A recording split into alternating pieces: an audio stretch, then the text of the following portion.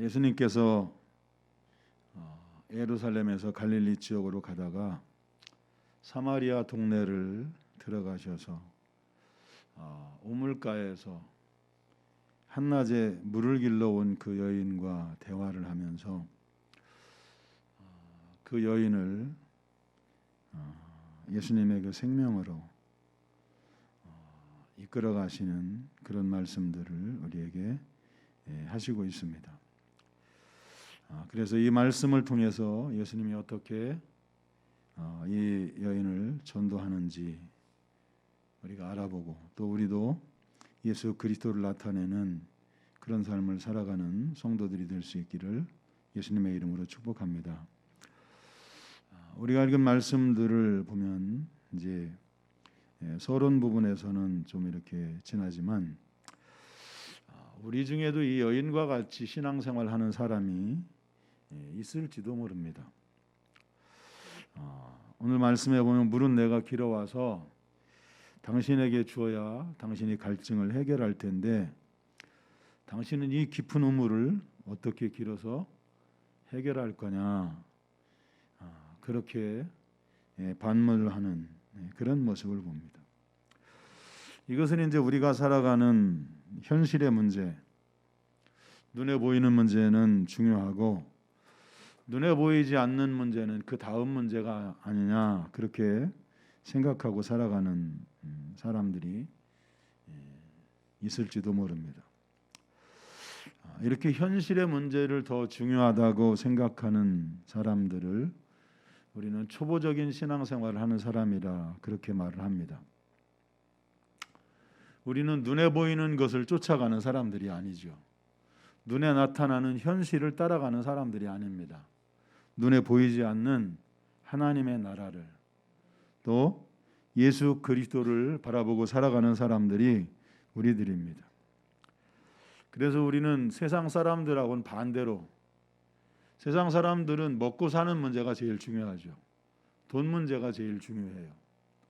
그런데 우리는 돈 문제보다도 먹고 사는 문제보다도 더 중요한 것은 내 영혼이 예수 그리스도의 생명으로 거듭나서 구원받는 것입니다. 그래서 내가 하나님의 자녀로 살고 내가 하나님의 나라를 갈 수 있는 사람이 된다고 하는 것이 우리들에게는 가장 중요하게 여기며 살아갑니다. 이 여인은 얘기를 합니다. 이 우물을 통해서 우리들도 여기서 갈증을 해결했고 우리 조상들도 또 짐승들까지도 갈증을 했는데 당신이 우리 조상 야곱보다 큽니까? 그러니까 이제 큰 문제, 크다 작다 어떤 그런 문제들 얘기를 해요.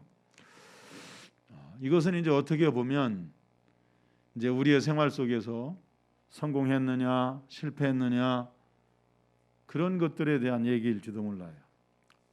사람들에게 무언가 이렇게 영향력을 미치거나 어필을 하려면 무언가 이제 성공한 게 있어야 되죠. 그래야 사람들은 그 사람의 말을 듣기도 하고 그 사람의 말을 인정하기도 해요. 저도 목회자로 교회 성장에 대한 기도를 전에는 이런 기도하지 않았습니다. 내게 주어진 사명을 분명히 아니까. 교회 성장에 대한 기도를 합니다. 그러면 어김없이 내 마음속에 들려오는 소리는 통일이 된다. 통일이 된다는 거예요. 나는 교회 성장을 주님께 묻고 있는데 주님은 통일이 된다. 그런 말씀을 마음속에 주시는 것 같아요. 사람들에게는 성공했느냐 실패했느냐 그것에 따라서 아니면 교회의 크기에 따라서 목회자의 어떤 말씀의 영향력을 사람들은 생각하는지 모릅니다. 그런데 주님은 그러한 여인에게 그렇게 말씀하지 않으시고 그 여인의 영적인 갈증과 그 인생에서 해결하지 못한 그 목마름에 대한 것을 예수님은 말씀하십니다. 사람이 물을 마셔도 또다시 갈증이 생기게 되죠. 배고픈 사람이 배가 고파서 밥을 먹지만 때가 되면 어김없이 다시 배가 고픕니다. 우리가 육체를 가지고 있는 한 물을 먹는 것이나 밥을 먹는 것이나 우리의 육체의 어떤 그런 배고픔이나 갈증들은 해결할 수가 없습니다. 그런데 우리가 이런 것을 느끼며 살아가면서도 우리는 영혼의 목마름에 대한, 내 영혼이 갈증을 느끼고 있는 것에 대한 것들은 그리 많이 생각하지 않고 사는 것 같습니다. 이사야 55장 3절에 보면 너희는 귀를 기울이고 내게로 나와 들으라. 그리하면 너희 영혼이 살리라. 하나님은 우리에게 밥을 먹고 사는 문제, 물을 마시는 문제, 그런 문제를 우리에게 말씀하지 않고 너희는 내게 나와서 하나님의 말씀을 들어야 너희 영혼이 산다고 말씀을 해요. 우리의 배고픔이나 목마름에 대한 것은 말씀하지 않으시고 주님은 내 영혼이 사는 길은 하나님의 말씀을 들어야 살아. 너희는 하나님께 나와야 살아. 주님은 우리에게 그렇게 말씀하고 계세요. 그래서 우리는 육신의 문제, 먹고 사는 문제를 해결하려고 우리가 신앙생활을 하는 것이 아니라 성경이 우리에게 말씀하고 있는 것처럼 내 영혼이 사는 문제를 해결하려고 우리는 신앙생활을 합니다.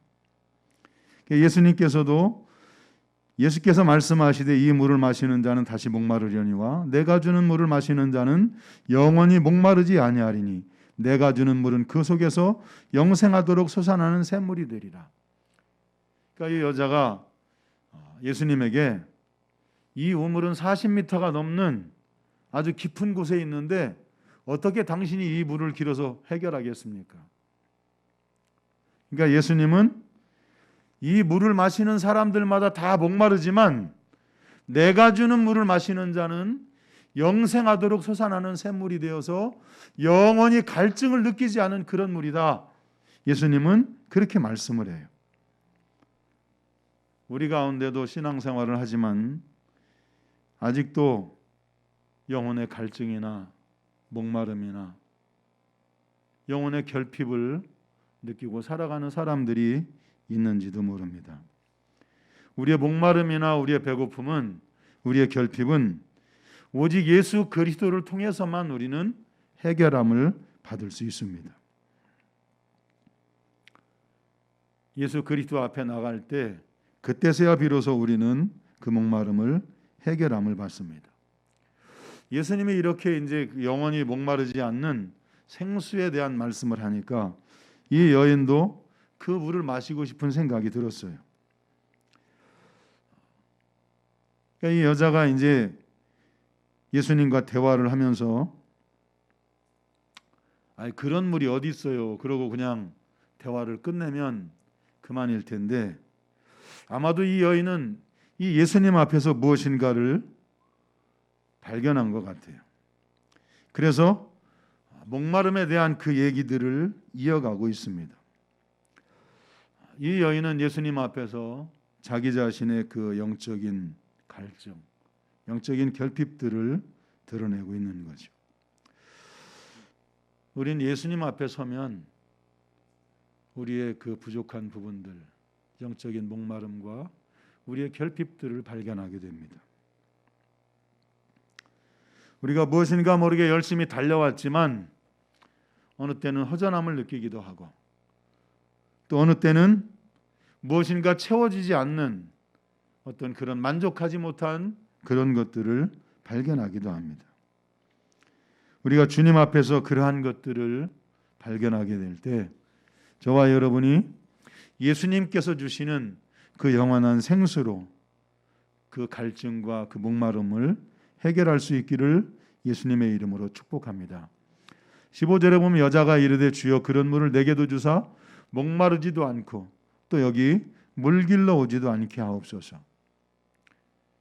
그러니까 이제 이 여자는 그런 물을 나도 좀 마시게 해주셔서 나도 그런 갈증이 없이 살고 싶습니다. 그리고 내가 한낮에 여기 물 길러 오는 이런 수고도 하지 않았으면 좋겠습니다. 그러니까 이 여인은 예수님에게 육신적인 문제도 해결해 달라고 그렇게 말씀하고 있는 것을 봅니다. 우리는 예수 그리스도를 만나면 육신적인 문제를 해결하려고 우리가 주님을 찾지만 우리에게 근본적으로 영적인 문제들, 죄의 문제들이 해결될 때 육신적인 문제들이 자연스럽게 해결되어 가는 것을 봅니다. 많은 사람들 가운데 신앙생활을 하면서 영적인 삶을 살아보지 못하고 인생을 끝내는 사람도 많이 있습니다.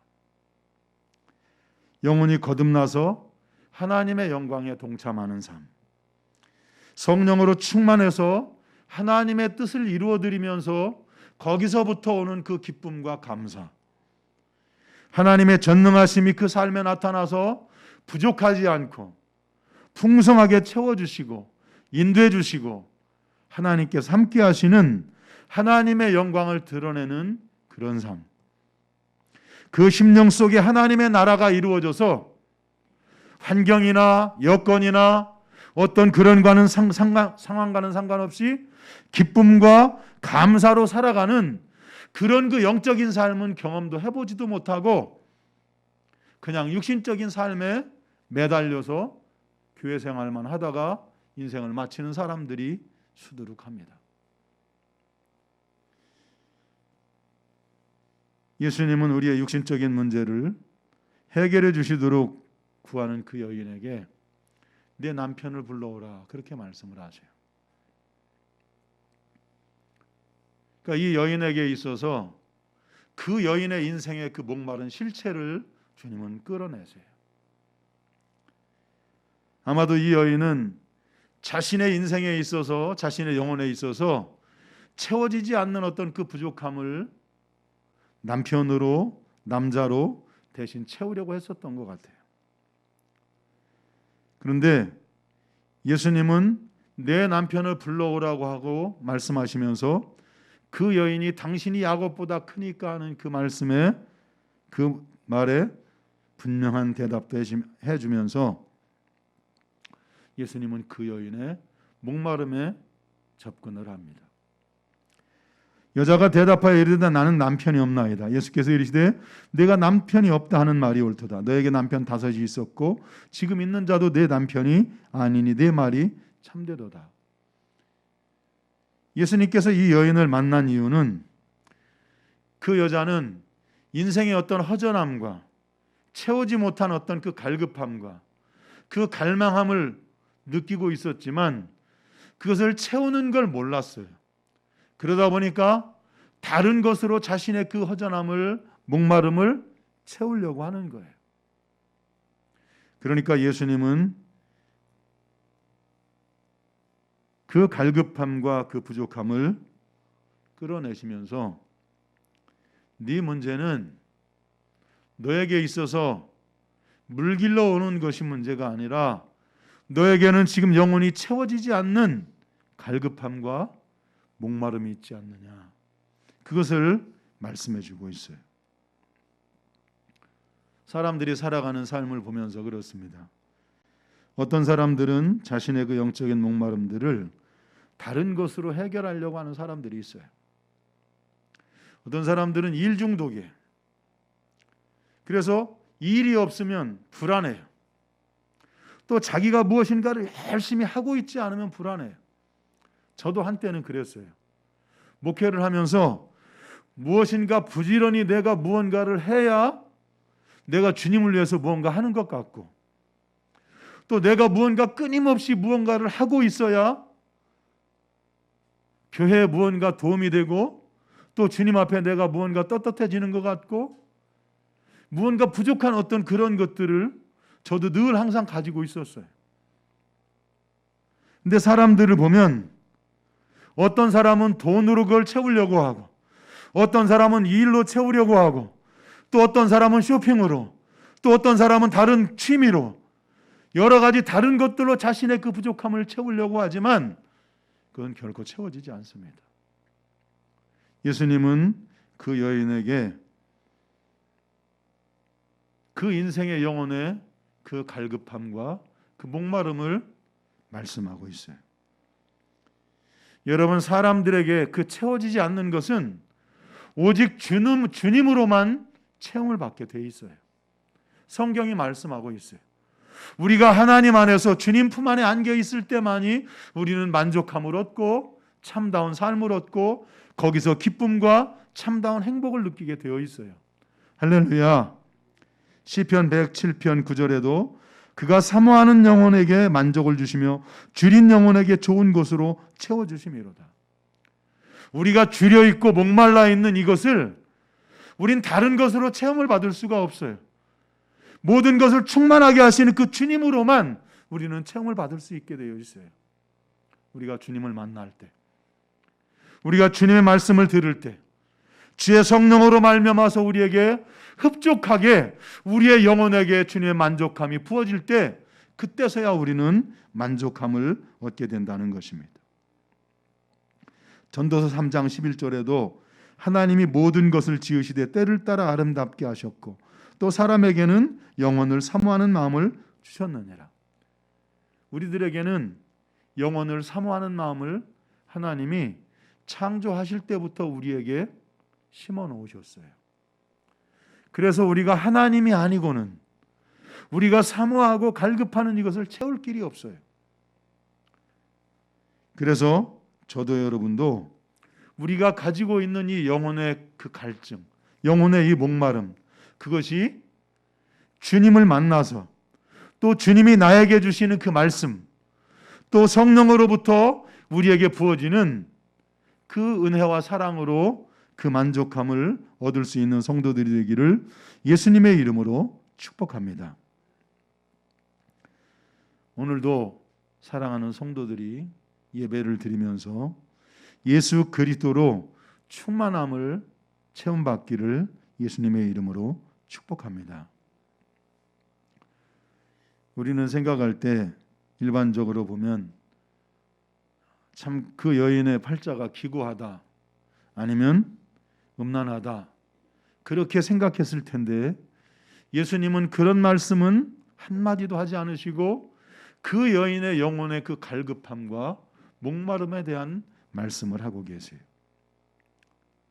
그러면서 이 여인에게 예수님은 자연스럽게 예수님 자기 자신을 소개하고 있습니다. 성도들에게는 내가 만난 예수, 내 안에 충만한 예수, 내 안에 넘치고 있는 예수, 내가 전하지 않고는 견딜 수 없는 그 예수를 만나서 그 예수를 나타내고 전하는 것이 성도들의 삶입니다. 예수님께서 그 영혼의 목마름과 그 허전함을 다른 것으로 채우며 살았던 그 여인에게 예수 그리스도 당신을 통해서 체험을 주신 것처럼 오늘도 우리 가운데 영혼의 목마름을 채우지 못하고 있는 성도들이 있다면 예수님으로 체험을 받는 그런 성도들이 되기를 예수님의 이름으로 축복합니다. 모든 사람들의 고백이 그렇습니다. 예수를 만난 사람들은 단 한 사람도 모두가 다 동일하게 말하고 있는 것은 예수님 한 분으로 만족하다는 거예요. 예수님 한 분으로 충분하다는 거예요. 할렐루야. 예수님을 만나서 여러분들의 그 부족함을 채우시기를 예수님의 이름으로 축복합니다. 이 여인은 그렇게 예수님을 전하는 예수님에게 19절에 보니까 여자가 이르되 주여 내가 보니 선지자로소이다. 그러니까 무언가 지금 나에게 옳은 말을 하고 있는 것 같은데, 무언가 나에게 필요한 말을 하고 있는 것 같은데 이제 보니 당신 선지자가 아닙니까? 예수님을 그냥 한나 선지자의 한 사람으로, 우리가 전도를 하다 보면 그런 사람들 많이 만나잖아요. 근데 교회 안에도 그런 사람들이 있더라는 거예요. 예수님을 무슨 공자나 아니면 석가나 무슨 마호메트나 뭐 이런 사람 중에 한 사람으로 아는 그런 사람들이 있다는 거예요. 그러니 이 사람이 복음을 만나지 못했으니 예수가 어떤 공자나 석가 중에 하나로 아는 거지요. 여러분, 예수는 우주 만물을 창조하신 하나님이 사람의 몸을 입고 저와 여러분의 죄를 해결하시려고 이 땅에 찾아오신 하나님이십니다. 할렐루야.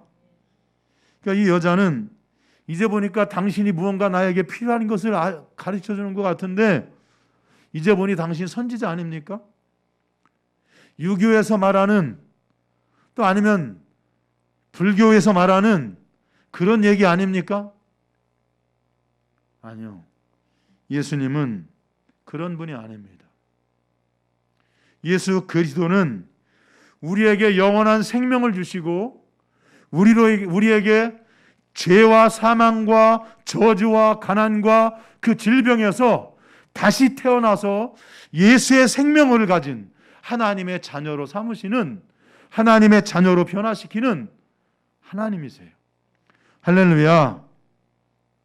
예수 그리스도가 누군지를 만나지 못하니까 사람들은 생각할 때 예수님을 공자나 아니면 석가모니나 뭐 이런 사람 중에 하나로 생각을 하는 사람들이 있는지 몰라요.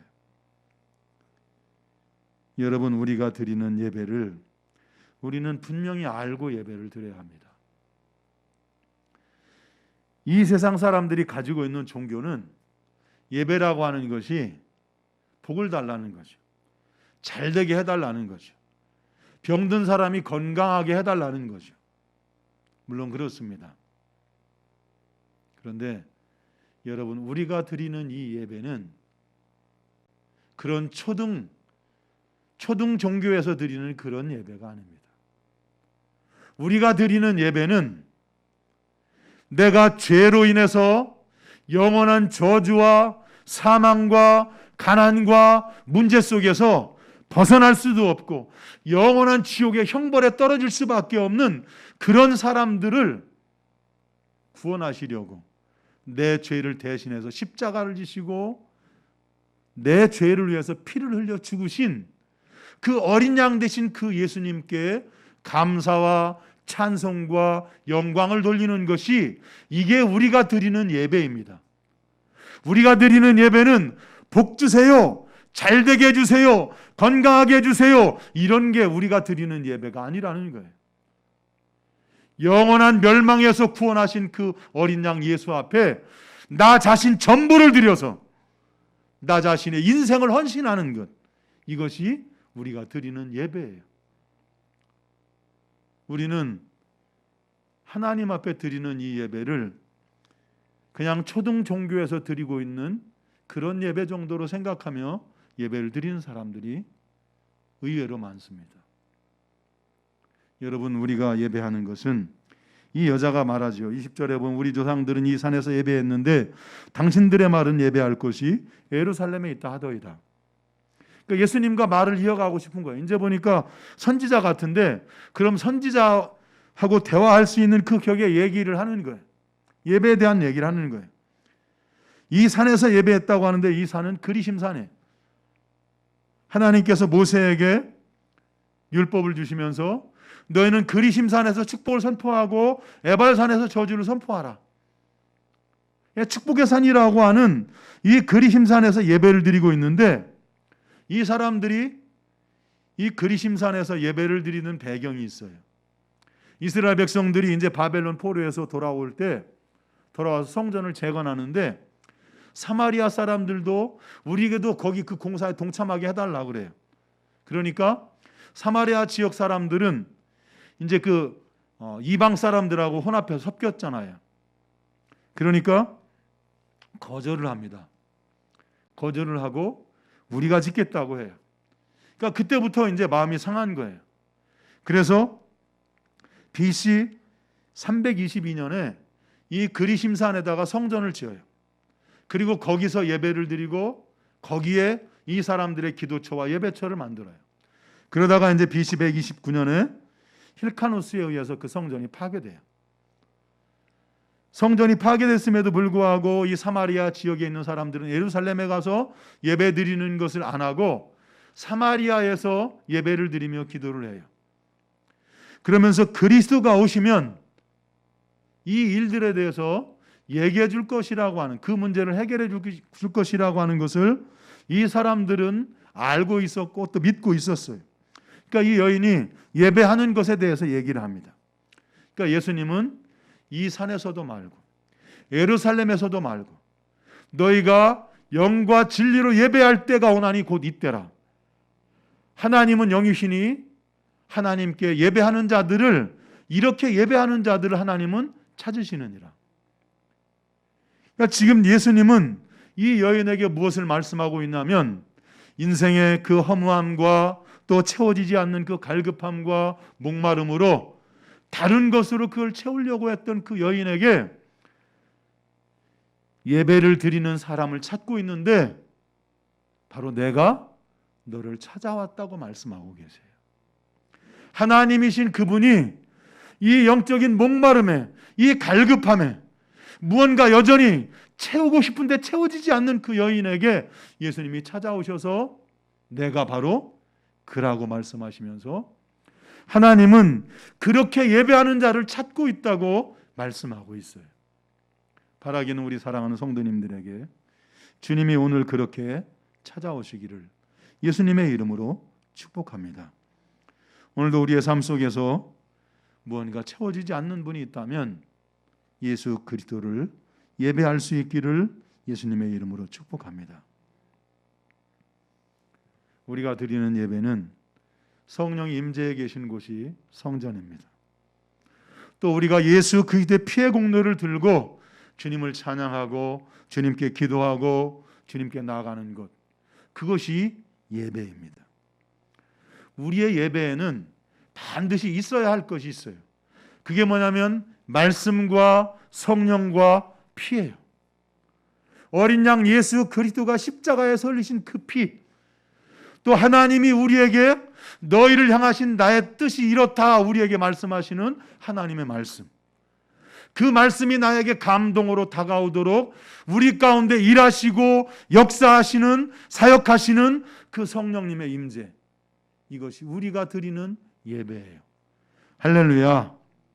바라기는 오늘도 저와 여러분은 예수 그리스도의 피를 들고 하나님의 말씀을 붙들고 우리가 주님 앞에 나갈 때 성령님이 지금 여러분들의 마음속에 감동하시고 말씀하시는 줄로 믿습니다.